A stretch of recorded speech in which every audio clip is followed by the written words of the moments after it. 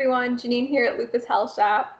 Today, for our Lupus Life Hacks Initiative for Lupus Awareness Month, we have our guest, Lizette from Discover Your Power today. So today we're going to talk about symptoms, and I know everyone's always wondering, like, what were your symptoms and how did you figure it out, and what's a lupus flare and what's not a lupus flare. And although these are very individualized questions and they're going to be very subjective to who's talking, the general takeaway message should be to look out for something that is a lot worse than usual or new. It doesn't have to be just because you're feeling something and I'm not, doesn't mean it's not lupus. Right. So one of the first symptoms that I experienced actually, so for me, lupus hit me literally the next day. I was fine one day and I woke up like a truck hit me. I was exhausted. I didn't know what exhausted felt like before. I was a very bubbly, energetic, like I studied 16 hours a day in school.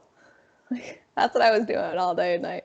And I was hanging out with friends and trying to be as active as possible and going to the gym. And I had knee swelling, and I've always had trouble with my knee. And it's funny because now I've been connecting things that have been happening as a child that are lupus related. Right? Yeah. It's crazy. So my symptoms were knee swelling, extreme fatigue to the point where I was falling asleep in class, which is not me at all. No matter how much less sleep I get, I'm ready to go always. Itchy red rashes all over my body randomly. I didn't have a butterfly rash. And I know that's usually like what people look for only, but the doctor, and I had purple and blue feet, so I had horrible circulation, migraines, and I just felt something was off. I just felt like there's something seriously wrong with my body, and I don't know what it is, and that's very scary feeling. So I went to an immediate care. This is my first time going to somewhere to see what was going on. Excuse me, my voice is so raspy. Sounds very nice. So I went to go in immediate care, and this was the start of where I started to have a different mindset. This is, instead of going to orientation to volunteer in a hospital that would help me get into my PA program, I went to an immediate care. And so that was like the worst decision that I made, because if you miss that, that's it. And so I missed it. So I made that decision where I can't have to do it right now. And I'm happy I listened to my body and I listened to that intuition, because if I would have had any other doctor, they wouldn't have taken me serious. So I saw this doctor. First, I saw the nurse who accused me of drinking and taking drugs the night before. Yeah. And I was like, literally, there's something wrong with my body and I'm not leaving until I see a doctor. So you can send one in. And so she rolled her eyes. Yeah. And she walked out and a doctor came in, and I explained to him how very scared I was and that this isn't normal. And I'm going to school to be, I go to Damon, which is like a well-known college around here for medical related fields. And I was like, I'm not playing around. I'm not drinking. I'm not doing drugs. There's something wrong. So please help me.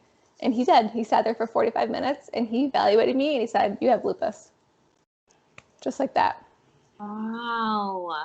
Yeah. So that goes back to self-advocacy, which we talked about in one of our other videos. So if you guys want to, click around, see that we're really big on self-advocacy and self-care. And that's one way to do it, is to be respectfully demanding. Yes. Respectfully demanding. That's a great way to say. Yeah. Oh and my so, yeah, so he pre-diagnosed me. And unfortunately, as with all doctors, you can't get in for 6 months at least. So that's what happened. And in between that time, I was going overseas to a third world country. And I felt like maybe I shouldn't go on this trip because I don't know if I'm going to get very sick. I had kidney pain. I didn't, you know what I mean? I had horrible stomach problems. And so I had to make this decision, go overseas for a month to Lebanon and to Palestine and to Israel, or stay here and, miss this huge opportunity. What do I do? What did you do? Yeah. So I went, and it was horrible. So I don't recommend people doing that. But it was, half the trip was amazing, half the trip wasn't. And that's because of the care overseas is horrible. And that's why I want to do these videos, is to reach people overseas as well. A lot, most people with lupus are African American, Asian, or Middle Eastern. I'm half Middle Eastern. Hispanic. Oh, and Hispanic, yes, sorry. Yeah. So a lot of people over there don't really know about it. They don't have the right care. I've had a lot of people from overseas reach out to me and say, like, I need your help. And I feel horrible because I can't help them. I can't point them to a doctor, but I can help you, guide you and do your own research at least. Yes. But the hospital care there it was terrible. And there was blood on the walls. What a story. Like I went to an emergency room because my kidneys, first of all, the hospitals were closed. Isn't that crazy? It's very crazy. Hospitals closed. So my father knew someone who called a doctor in to look at my kidneys because I was in such horrible pain. And I was like, Dad, this is serious. Like, I need someone to look at me. But it turned out everything, looked fine. He's like, it's nothing an emergency. You'll be fine. He's like, whatever. So, but in their rooms, I mean, there was blood everywhere. There was not enough doctors. It's very dirty. It's a scary experience. Very scary. And people deal with that every day. Yeah. So we are so lucky to be here and to get the care we have. So it was really tough going from that. That was a long one. Well, thank you for sharing that with me, because it's not easy to share your story, and it's taken me years to get to this point where I can share. Me too.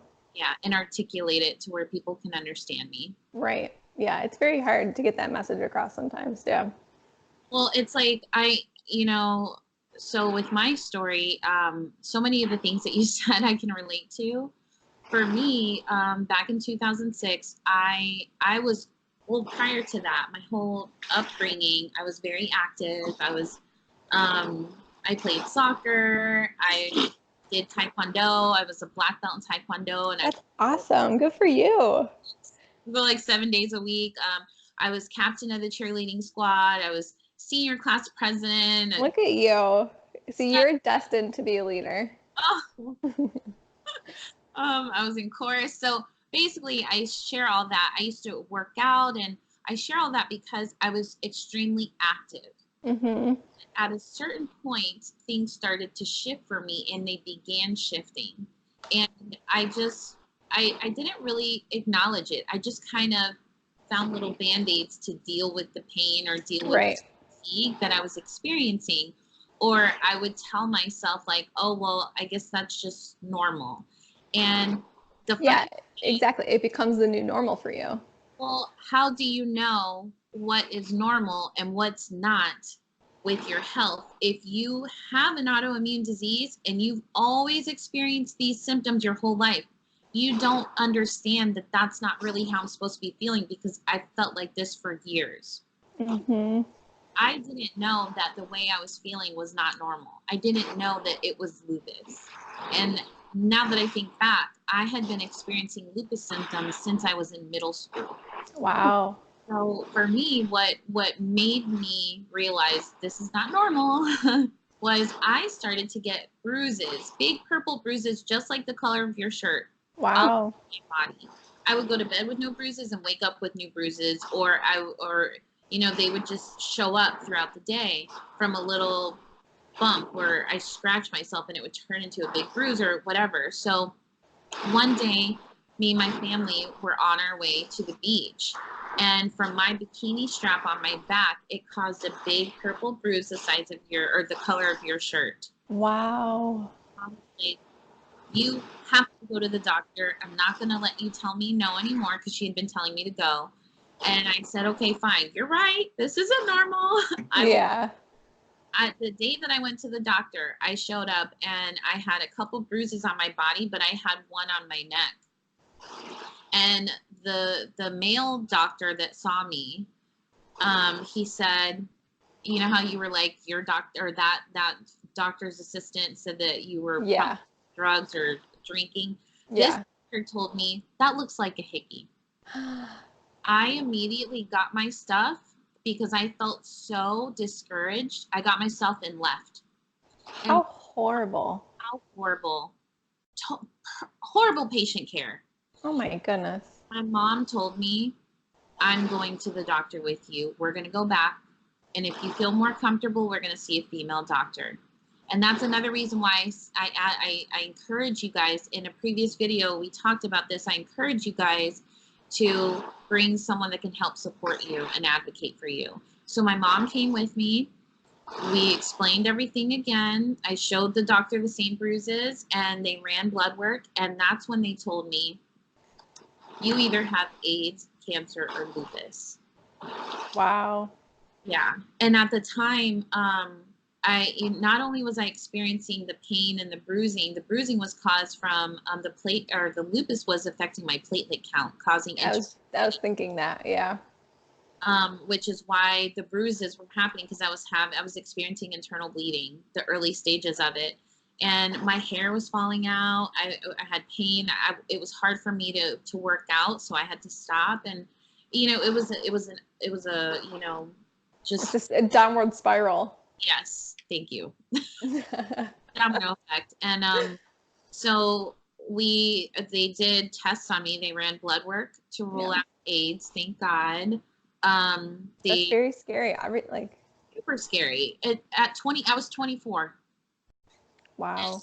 Then they did a biopsy. They did a lymph node biopsy, and I had surgery for that. And then they did a bone marrow biopsy to rule out cancer. And then they determined that it was lupus.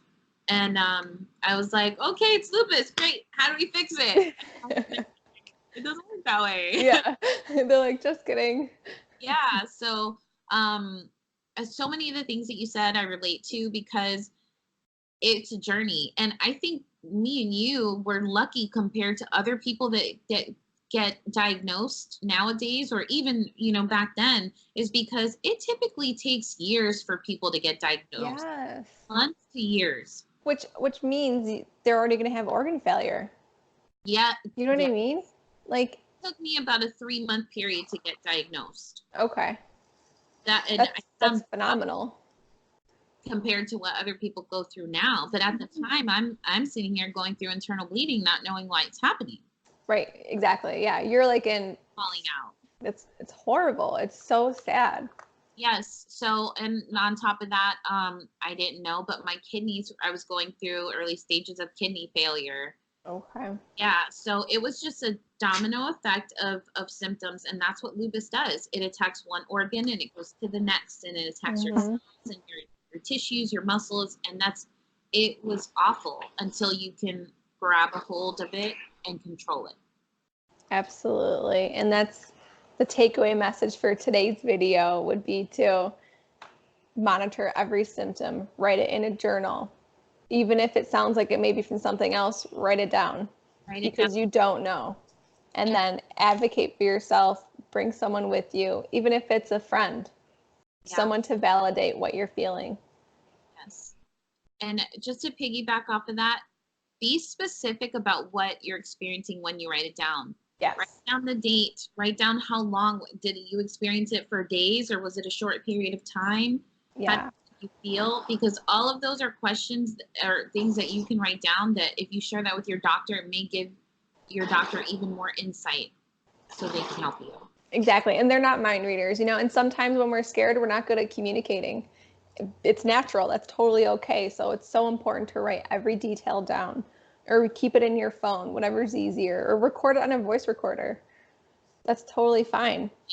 Anything. Yeah. So everyone, thank you so much for tuning in. Please subscribe to our video. In the link below, there's a link to Lizette on her website, or no, your YouTube, right? YouTube, yeah, my Discover Your Power YouTube channel. So it's Discover Your Power today, right? Yes. All right. Thank you. Thank you.